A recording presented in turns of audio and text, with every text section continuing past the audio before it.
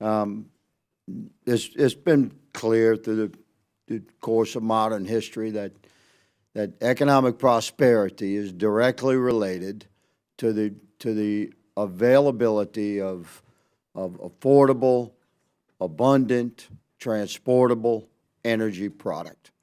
And across the world, where economic prosperity moves forward, built upon a cornerstone of affordable, reliable, transportable, abundant energy product, then the environment is cleansed in an economically enriched community. The air gets cleaner, the water gets cleaner, the land gets cleaner. So if our goal is to have a cleaner, more stable environment for our planet, then we should embrace the supply of energy product that most clearly reflects those key principles of as clean as possible, but abundant and affordable and transportable. So if energy product comes out of the gate as unaffordable and not abundant and unreliable, then it doesn't meet the criteria. So this is where my colleagues on both sides of the aisle have contention. None of us disagree with our responsibility to preserve our planet. We have a mandate since the dawn of man to nurture and care for our planet and the creatures thereof. And we take this responsibility very seriously. But I would ask the young lady, Ms. Gunaskara, regarding the mission statement of the EPA. You're a former employee of the EPA, correct? Yes. And how would you describe in a sentence, what's the mission statement of the EPA? To protect public health and the environment. Thank you very much. So to protect the public health and the environment worldwide is an aspiration, but the mission statement of the Environmental Protection Agency is to protect the environment of the United States, correct? And we accept the role as the world's energy leader, both in consumption and production and in technology that is shared with the entire world.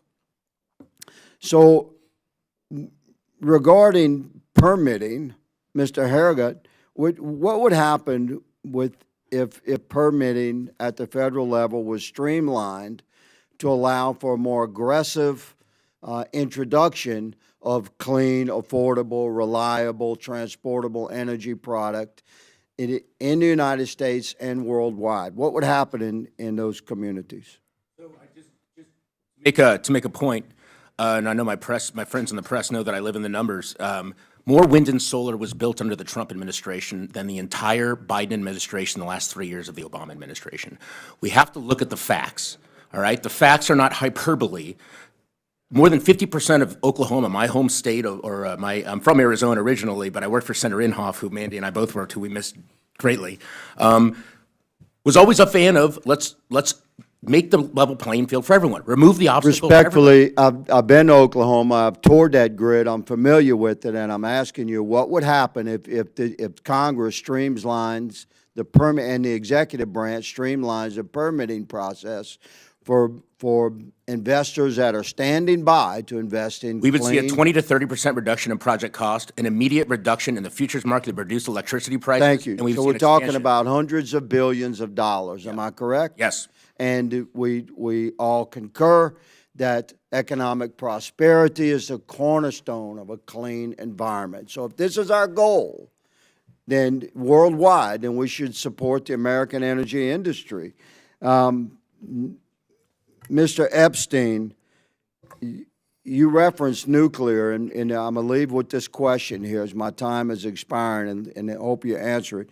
You referenced nuclear in the 70s and how it was not allowed to emerge fully. That government restrictions sort of stopped the full emergence of nuclear power. and I think you made an interesting point there. You stated that we are artificially restricting supply while we're artificially increasing demand. So if Congress were to allow the full manifestation of the American energy industry, what would happen to the supply of that energy product and therefore the expense of that energy product? I mean, if you truly unleash it, and again, I give a few dozen things in my written testimony, and if people go to energytalkingpoints.com, we have like 110 new proposals, or 112.